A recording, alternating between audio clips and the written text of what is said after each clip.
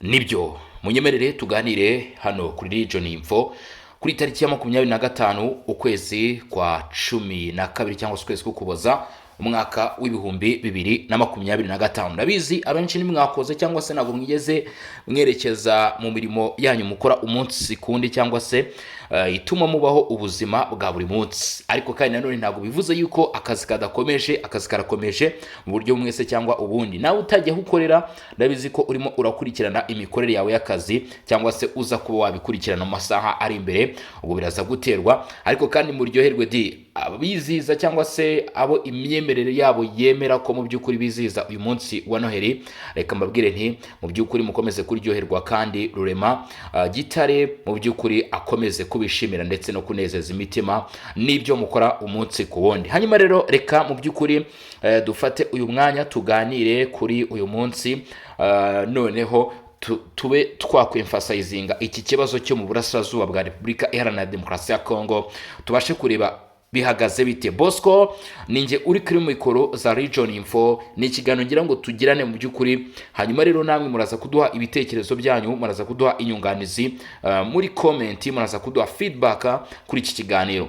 Nje mu mboni zanjye uko mbibona cyangwa se uko ndimo ndabitekereza, nkurikije uko nabonye ibintu birimo biragenda mu by'ukuri birushaho guhinduka, aho ibintu birimo biragenda bigana, ndabona ko Kongo Kinshasa, tutaza kuvuga Kongo mukumva Kongo Brazzaville, ndimo ndavuga Kongo Kinshasa, Repubulika Iharanira Demokarasi ya Kongo, iki gihugu gishobora kuza kuba igisasu kiza guturika kandi kikabura ubwinyagamburiro kigaturikira mu by'ukuri ku Rwanda. Kubera iki mvuze gutya cyangwa se ntangiye ntangaza aya magambo? Nicyo kintu ngiye kuba nagarukaho muri minota mikeya mu by'ukuri itarambiranye, si mikeya sina myinshi, ni minota itarambiranye kuri buri umwe ari we wese ubukeneye gukurikirana akantu ko kandi cyangwa se ubukeneye kubana natwe by'umwihariko, ariko icyo ashyize imbere ari amakuru. Reka nkubwire yuko kugeza kuri ubu ngubu impamvu ndi kuvuga gutyo, birashoboka ndetse byamaze kugaragara ko iyi ntambara mu by'ukuri irimo ingufu zikomeye cyane. Hari igisobanuro gikomeye cyane ku mutwe twaje wa 23 birenze izina M23, igisobanuro cyayo tubyemeranyeho irenze izina. Repubulika Demokarasi ya Kongo nayo ni igihugu gikomeye kandi ni igihugu kigari gifite ubushobozi, gifite imbaraga. Ndetse kandi ikintu ugomba kuba wamenya, umutwe wa 23 impamvu ndi kuvuga gutya ni ukuva mu mirwano iherutse kuba ku itariki hagati y'itariki 22 tariki 21 ku cyumweru, tariki 22 ku wa mbere ndetse na tariki 23 kwa kabiri. Habaye ikintu gikomeye cyane.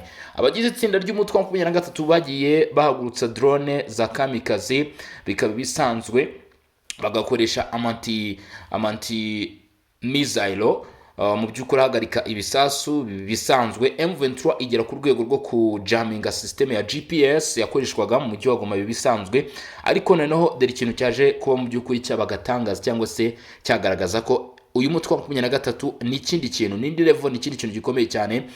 Mu by'ukuri uyu mutwe wa 23 wagaragaje amato y'intambara Tanganyika ari kubera imirwano hafi n'ibice byo mu mujyi wa Makobola. Hagaragaye amato y'intambara M23 23 kunze kwita ALK cyangwa se aba bagaragara muri AFC Alliance Fleuve Congo, iyowe kugeza umunsi na Korinanga ari nawe wayishinze. Murabizi ko iri huriro ryafunguriwe muri Kenya, ibyo ngira ngo murabizi na Korinanga irihita rijyamo izi nyeshyamba z'umutwe wa 23. uyu munsi tubonamo n'indi mitwe igiye itandukanye. Kimwe ubu nshaka kubwira, aya mato mwumvishe M23 yakoresheje ntabwo ari amato mu by'ukuri, ngiye ntabwo nza kubigaruka mu rwego rwo kubwira ngo M23 ridomine ku rugamba. M23 byagenze gutya na gutya, cyangwa se ku rugamba byagiye hafi y'abanaba yarashaba cyangwa se yarasuye yo gutya na gutya. None aha ntabwo ari byo bintu, ntabwo ari zo ngingo, ntabwo ari yo ngingo ngira ngo tugaruke. Ndagira ngo turebe ahubwo ibi bintu muri future, in terms of future, bisobanuye iki, bisobanuye iki, biraza gusigura iki mw'abantu mwe? Nicyo kintu ngira ngo tugarukeho. M23 gukoresha amato y'intambara bisobanuye ko ayo mato afiteho ari kuva. Intambara yose 23 iri kujya kurwana, icyo ugomba kumenya iri kuba mu by'ukuri ni ibintu biri gutegurwa. Niba bitari no gutegurwa, ni ibintu mu by'ukuri M23 niba ngombwa ko ukenera indege yo kubageza Kinshasa, ntubitindeho, kuko nkeka ko aya mato yo kubageza muri ho Katanga na amato yo kubatembereza kubatwara muri intambara muri urugendo bashaka kwerekeza muri ho Katanga muri bice bya Crimea. Ibi rero bifite icyo bisobanuye kuri Kinshasa, bifite icyo bishatse kuvuga ku butegetsi bwa Kinshasa, ndetse bagomba no gusobanukirwa nanone iby'iyi ntambara. Ikintu nshaka kukubwira ni iki, mu by'ukuri leta ya Repubulika ya Demokarasi ya Congo, nkurikije amakuru ndi kubona cyangwa se ibyo nkomeje kugenda nakira n'imizi maze nkurikirana ibijyanye n'iyi ntambara, iki gihugu nikiza kutitonda cyangwa se nikireba nabi kiraza kwisanga gitsinzwe mu buryo butunguranye cyane n'uyu mutwe wa 23. Ibyo biraza guterwa n'iki? Haraza kubamo ibintu bimeze gutya: Kinshasa nikomeza kwizera leta zunze ubumwe za Amerika, nta kindi kintu tuzabona, naho Katanga izafatwa, izi za Crimea, izi za Shabunda, ahangaha za Kisangani, ibyo bice byose tuzabisanga ameze inyeshyamba z'umutwe wa 23, ndetse n'ahandi harenzaho. Kinshasa nikomeza kwizera MONUSCO, ikakomeza kwizera Loni cyangwa se UN, United Nations, ikizera ko mu by'ukuri bazabarengera, nta kundi kuntu bizagenda, kuko ibyo byatangiye. Impamvu bivuze gutyo, Bukavu byagenze gutyo, Goma yabaye intandaro ya byose, Bukavu ikurikiraho. Byari byitezwe ko leta zunze ubumwe za Amerika cyangwa se MONUSCO hari mu by'ukuri ingamba baza gufata, ariko nta kintu byigeze bitanga. Uyu munsi Uvira irafashwe. Turebe ukuri, tuvuge ukuri, uyu munsi M23 irayobora amatwari cyangwa se iragenzura Uvira. Sinda kuvuga wenda ngo mu by'ukuri ngo 100% mbihamye, ariko ubugenzuzi bw'umujyi wa Uvira buyobowe n'umutwe wa 23. Ibyo bishatse kuvuga iki? Bishatse kugaragaza ko Uvira tayari muri kwa kugendera muri ya nkundura cyangwa se muri icyo nza kwita ngiwe Kigali. Kinshasa imaze kwamburwa imijyi 3 ikomeye y'ingenzi mu burasirazuba bwa Repubulika ya Demokarasi ya Congo. Ni icyo gice mu by'ukuri Kinshasa isigaranye hano muri ibi bice by'Intara Kivu y'Amajyepfo na Kivu y'Amajyaruguru. Nuza gushungura urasanga mu by'ukuri ibice byose byafatwaga nk'imitego ikomeye cyane byamaze kuba byakurwamo. Ariyo mpamvu nkubwira ngo n'ibindi bice turaza gusabwa kwitonda cyane. Ikindi rero nshaka kubwira aho ngaho, cyangwa se ikintu ndimo ndasasira kugira ngo tucyumvikaneho neza, ndimo ndakubwira uburyo ki Kinshasa irimo iragenda mu by'ukuri yatakwa gake gake, ndetse kandi nanone usangamo harimo n'ibindi bintu nyine bigenda bituma igira iki, navuga byitwa ko mu by'ukuri igendera mu kigara. Uyu mutwe wa 23 rero nawo ikosa mu by'ukuri badashobora gukora. Ndagira ngo uyu munsi twinjiremo nta ruhande dufashe na rumwe, nta kote nimwe turiho, turebe mu by'ukuri uko ibintu bimeze, twinjiye mu kibazo nyirizina. Uyu munsi umutwe wa 23 nawo nuramuka ukoze ikosa ryo kugera mu bice by'Iboho Katanga, ndetse bakarushaho gutera imbere ndetse no kwegera imbere n'utundi duce, ubwo urumva n'ahanga muri za Butembo maze iminsi mwumva ko M23 akomeje kugenda ikora diploma militaire isatira ibice bya Rubero Centre, ariho bari gutegurira ibitero. Wari kare murabizi duhora tuvuga imirwano yaho M23 ishaka meti ndetse n'ahanga za Pinga. Ibyo ndakeka umunsi kundi ngenda babwira uko ibintu biba bihagaze. Iyo tuvuga mu by'ukuri Goma, tukavuga Bukavu, tukavuga iyi Uvira yaje ku rutonde, nanone abantu banirengagiza Bunagana nacyo ni kimwe mu bice bikomeye cyane, nubwo kimaze iminsi mu maboko y'umutwe wa 23, nacyo ni ubutaka bwa leta ya Repubulika ya Demokarasi ya Congo. Abantu bagize iki bitewe n'iminsi M23 imaranye, abantu barabyibagiwe. Sasa ikintu ugomba kuba wamenye cyangwa se ikintu ugomba kuba basobanukirwa, M23 nayo uko bigaragara cyangwa se mu bigaragara hari ukuza gukomeza byanze bikunze kugeza ku ndunduro, nibyo bifuza. Mu by'ukuri umugabo bita Colonel Nanga wahoze mu by'ukuri ahagarariye icyo bita Seni, komisiyo y'amatora hariya muri Repubulika ya Demokarasi ya Congo, ngira ngo murabizi bamwe. Uyu mugabo ubwo Tshisekedi yajyaga ku butegetsi ari mu bafashe ya mbere, avuga ko mu by'ukuri azi uburyo Tshisekedi yaba yaragiye ku butegetsi, byanze bikunze kuko n'ibyo bintu ari ukuri. Uyu munsi ntabwo nka guverinoma ikibirebaho, ahubwo bari kureba ese umutegetsi araje gukora iki, cyangwa se igihugu biraza kugenda bite tutiteye ku mutegetsi ngo yagiyeho gutya na gutya, ko already byamaze kuba byarangira. Ikintu kiza kubaho niba koko ariko bimeze, nyeka ko kugeza uyu munsi yaba yumva ko nawe ashobora kuba yayobora iki gihugu nk'umuntu nanone wavuye ku rwego rwo hejuru, azi uburyo byakorwagamo. Bivuze ngo AFC byanze bikunze yifuza ko yafata leta y'Kinshasa mu buryo bumwe se cyangwa ubundi. Ibyo bintu ikintu biza gukurura cyangwa se ikintu biza gukurira aka karere k'ibiyaga bigari, nimwumve mu by'ukuri abasesenguzi ntimwumve mu by'ukuri ibihugu bikomeye bivuga ngo intambara ishobora kubyuka mu karere, mu by'ukuri ikaba intambara y'akarere, bikareka kuba ikibazo kiri hagati y'inyeshyamba ndetse na guverinoma, bikaba intambara y'akarere. Nuko mu by'ukuri babona ko bishoboka, nuko hari facts nyinshi cyane zigaragaza ko iki kintu gishoboka. Reka turase ku ngingo rero nk'uko twatangiye tubivuga. Ibyo ndimo nakubwira bimwe mu bintu bishobora gutuma mu by'ukuri twisanga hari nk'ikibombe, ibyo ngiye nabigeranyije nk'ikibombe cyaba giturikiye hano mu karere ka Afurika y'ibiyaga bigari, mu by'ukuri kandi cyaba kitoroshye, cyaba gikomeye cyane. Tukubera iki rero?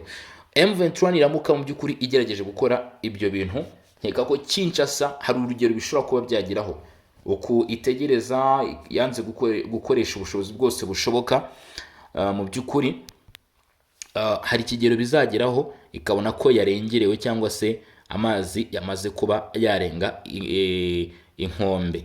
Aho ngaho bizamera nka kwa kundi mu by'ukuri bavuga bati wirukanka n'umugabo cyane ukamumara ubwoba. Ibi ngibi noneho ikindi kintu kizaba gisigaye, bamwe mu bategetsi bayoboye iki gihugu kugeza uyu munsi, harimo abashinjwa kunyereza imitungo, harimo abashinjwa ibindi bigiye bitandukanye, ndetse tujye noneho no ku bandi babere byanze bikunze ntabwo batekereza uburyo ki bakora na M23 cyangwa se bashaka gukorana n'izi nyeshyamba bitewe n'urugero ikibazo kiriho cyangwa se n'uburyo ki iki kibazo mu by'ukuri kigenda cyubakwa. Bigaragara ko harimo ibintu bidashoboka. Bizaba ngombwa rero ko hafatwa imyanzuro ikomeye cyane. Ndimo ndakubwira noneho biramutse bigeze kuri urwo rwego bishobora kuba ngombwa ko hafatwa imyanzuro ikomeye cyane. Muri iyo myanzuro nta wundi mwanzuro uzabaho, nuko igihugu noneho kizatangira kurwana gikoresheje ubushobozi bwose. Leta ya Repubulika Iharanira Demokarasi ya Kongo ni kimwe mu bagiye batangaza cyangwa se mu bagiye bavuga umunsi ku wundi, bavuga ko ikibazo cy'umutwe wa M23 cyangwa se 23 kiri hagati ku ruhande rwa leta ya Kinshasa. Tuve ku ruhande rw'ibivugwa na M23, ku ruhande rwa leta ya Kinshasa bavuga ko ikibazo kugeza uyu munsi gihari kiri mu burasirazuba bwa Repubulika Demokarasi ya Kongo, cyaba kiri guturuka ku ngabo z'u Rwanda zerekeje ku butaka bw'uburasirazuba bwa Kongo zikora mu kiswe M23 ndetse zifatanyije na bamwe mu banyekongo bagiye batandukanye. Ibyo rero Kinshasa yagiye ivuga kenshi ko ishobora kuba mu by'ukuri yagaba ibitero. Biramutse bigenze gutyo rero mu by'ukuri bigagera ku rwego rw'uko ibice birimo Haut-Katanga ntuze kwirengagiza kuko ni isoko muzi y'ubukungu bw'igihugu, cyangwa se ni tumwe mu duce mu by'ukuri, cyangwa se kugira ngo byumvikane neza ni isoko y'ubukungu bwa Repubulika Demokarasi ya Kongo mu bigaragara. Ikintu kiriho rero cyangwa se kigomba kubaho, biraza gusiga mu by'ukuri cya kibombe navugaga gituritse.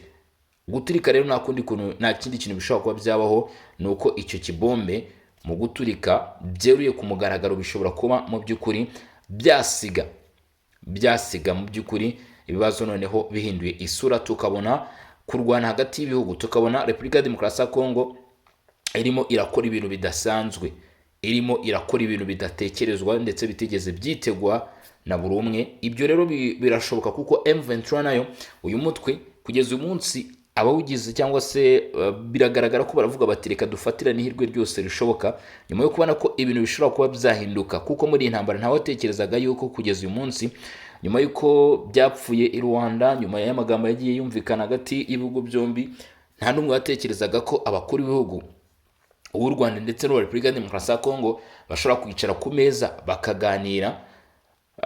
Ku ruhande rwa Repubulika Demokarasi ya Kongo ibice nka Bukavu na Goma biri mu maboko y'inyeshyamba z'umutwe wa M23, byo ntawe watekerezaga ko byabaho, ndetse kandi nanone ntawe watekerezaga ko uruhande rw'u Rwanda rwakwicarana na Kinshasa mu gihe ibibazo mu by'ukuri bavuga nka FDLR bavuga ko ikibazo kigihari.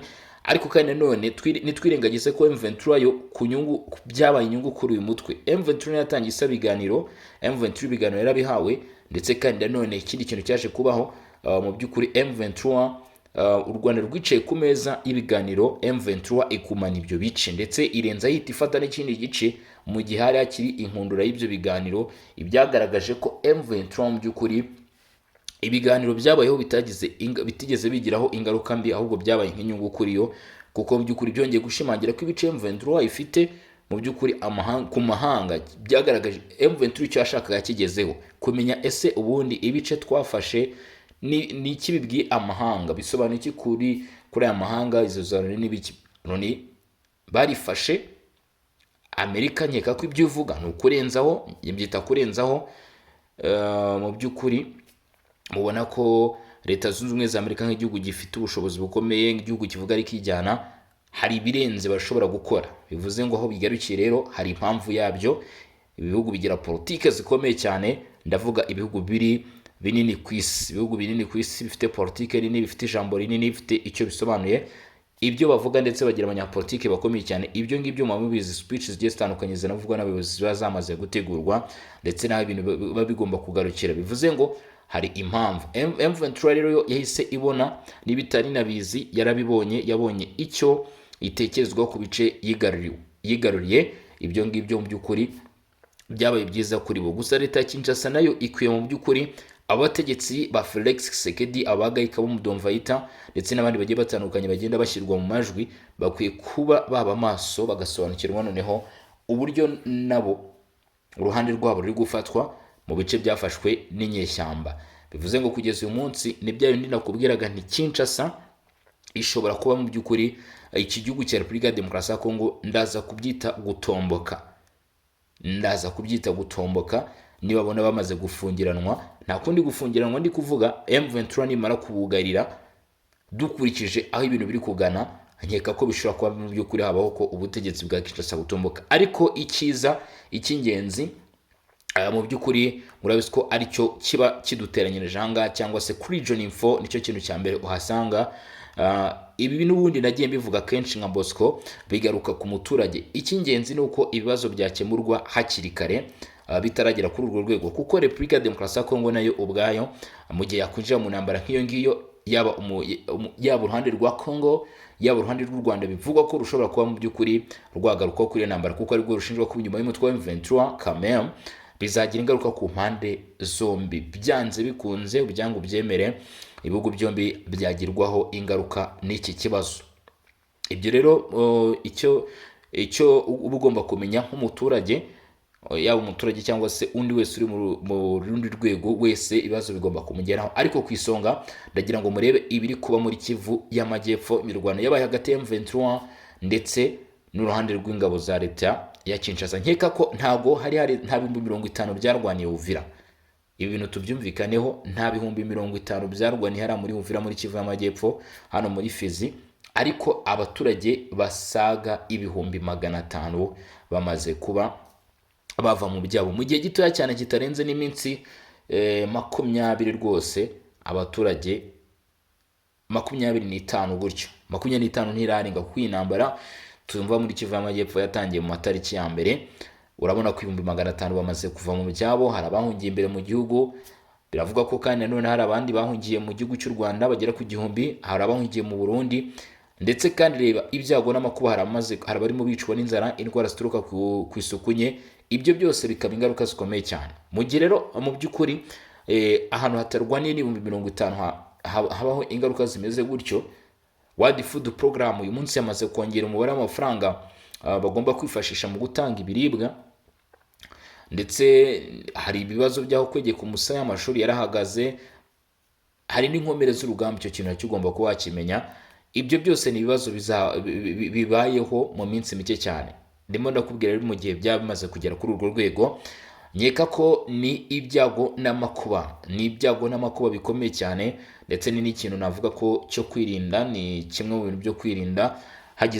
Hari igishoboka cyose cyakorwa, hakwirindwa ko ibibazo byagira kuri iyo ntera, ahubwo byakemurwa hakiri kare, nk'ibishobora kuba inyungu z'umuturage wese mu by'ukuri ucumbikiwe, yaba mu by'ukuri umuturage ukomoka muri aka karere, yaba mu by'ukuri abaturutse n'ahandi, ndetse nanone n'abakeneye inyungu baherereye ahandi, bose mu by'ukuri nkeka ko ibibazo byakabaye bikemurwa hakiri kare, ibintu bikajya mu buryo, bikajya mu mujyo, mu by'ukuri hakaba hareka kubaho ikibazo nk'icyo ngicyo. Kuko biramutse bigenze gutyo, mw'abantu mwe, ndababwiza ukuri mwe mudukurikirana, mu by'ukuri bizaba bisobanuye ikindi kintu, cyangwa se bizatanga indi sura. Nibyo mbabwiye rero, mu by'ukuri nkurikije ibintu biri kugana. Niba nawe ari ukubibona cyangwa se ubyumva hafi ya gutyo, cyangwa se ufite ukundi waba ubyumva, birashoboka cyane, ni opinion yawe. Ufite uko byumva, birashoboka. Tuganirize muri comment, tubwira igitekerezo cyawe cyangwa se uburyo ubyumvamo. Ikindi kintu cy'ingenzi kandi cy'agaciro mu by'ukuri, yaba igitekerezo yaba inyunganizi ngenda mbivuga umunsi ku wundi, ni ukwicisha muri comment. Hari gahunda kandi nanone yo kujya muri group yacu ya WhatsApp, nanone rusha muri comments ukara link tuba twagushyiriyemo. Hari abantu bavuga bati Bosco, mu by'ukuri kenshi tuba dushaka kuganira nawe cyangwa se mu by'ukuri ibitekerezo utanga biradufasha. Bati kandi nanone wasanga ubukeneye n'amazi mu by'ukuri mu kiganiro. Ati ukeneye n'amazi mu kiganiro nabyo birashoboka cyane, cyangwa se mu gihe tugezaho amakuru yo kunywa rwose, ati turashaka kugura nk'amazi yo kunywa, ibyo ngibyo nabyo bibaho. Ubwo nimero mu by'ukuri yacu turayishyira hafi ya link ikugeza muri group ya WhatsApp, nimero ya WhatsApp, ndetse mu by'ukuri ushaka kutwandikiraho ukatubaza ibindi byose bikurikiraho. Hanyuma hejuru y'ibyo ngibyo ndakubwiza ukuri ko mu by'ukuri ibintu bigenda bigaragara muri aka karere ka Afurika biyaga bigari, bigaragaza ko mu myaka iri imbere hatagize igikorwa, biramutse bigenze nk'uko birimo bigenda ibihugu bigiye bitandukanye, u Burundi bikomeje kwinjira mu ntambara cyane, byagira ikindi gisobanuro gikomeye cyane. Reka rero mbashimire, babwire ni mwakoze cyane kudukurikirana, mwakoze cyane kubana natwe muri iyi minota, ni iby'agaciro kandi n'iby'ingenzi. Hari abatubwira ati mwajya mutugezaho ibiganiro ubugira gatatu ku munsi, ibyo twabibonye. Tubwira ati amakuru mutugezeho ni meza kandi courage, namwe courage mu mirimo n'amakuru plutôt courage mu mirimo igiye itandukanye ndetse n'ibyo mukora umunsi ku wundi. Reka mbabwire ni Noheli nziza, ndetse kandi n'ubunane bwiza nanone mu gihe tugutegereje. Ubwo rero turaza gusura amasaha ari imbere, turaza kuba tureba n'ibindi biba bigezweho n'andi makuru akomeye cyane ndetse bijyana n'ibiganiro tugenda tubagezaho. Iyi ni Region Info, ngende Bosco Mutaramu cyane, kandi subscribe cyangwa se sabone.